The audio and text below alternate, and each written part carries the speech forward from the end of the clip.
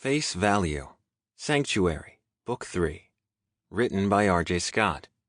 Narrated by Sean Crisden. Chapter 1. What the hell am I looking for?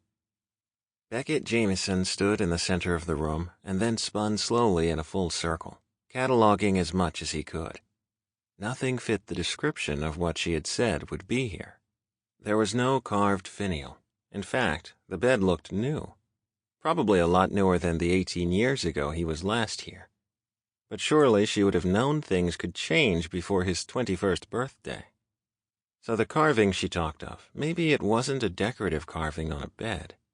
He looked at the two freestanding drawer units that served as bedside tables.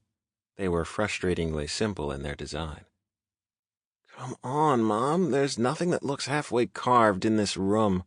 Help me out here.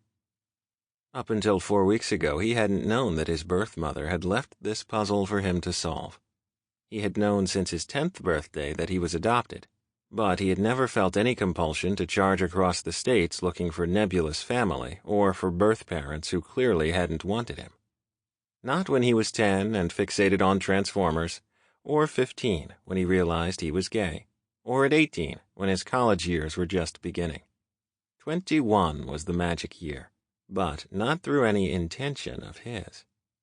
His mom and dad, Isla and Derek Jamieson, the people who took him in as a small child, had taken any information they may have had on his real parents to their graves a few years before. All they had ever said was that everything would be made clear when he was 21 and old enough to be who he wanted to be. Being called in to meet Austin Mitchell, apparently the family lawyer, had been the catalyst for wanting and needing to know more. The lawyer, call me Austin, had handed him a thick file that contained a letter in a sealed envelope and a carefully wrapped package. The label on the package held a simple missive. Happy 21st, Robert. With love, Mom. You knew my birth mother? Beckett always looked on her as that. Isla Compton was his real mom.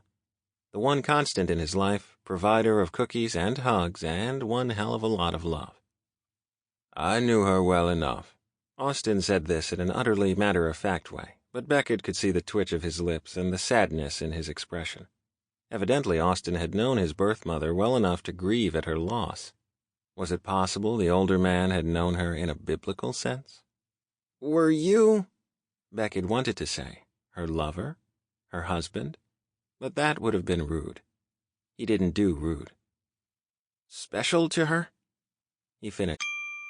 Sample complete. Ready to continue?